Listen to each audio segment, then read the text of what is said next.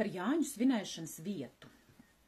Ja jūs gribat tādus īsti tradicionālus Jāņus, tad jā, ja vien ir iespēja, Jāņus svin kalnā. Ja lieldienas svin kalna lejiņā vai Ziemassvētkos arī vēl bluķi, kas vispār ir pie mājas un ap māju, bet ja vien ir iespēja, Jāņus svin kalnā, Jāņu kalnā.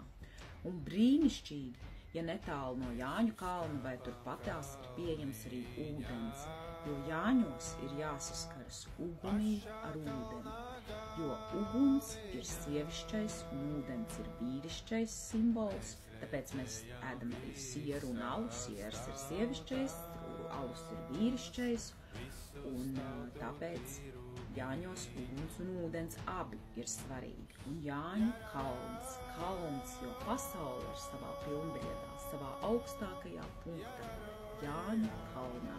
Tāpēc, ja vien jums ir iespēja izvēlēties un tikt un organizēt Jāņu svinību vietu kalnā, brīnišķīgi, tas būs tieši tā kā latviešu tradīcijā. Lai tad, kad ir ugunsrats, to var laist lejā no kalna un saskars ar ūdeni. Un rasa maģiskā, un lāpas un pūga. Jāņu kalns. Tas ir ļoti svarīgs un maģisks Jāņos. Tā kā svinam Jāņus ar latviskām tradīcijām.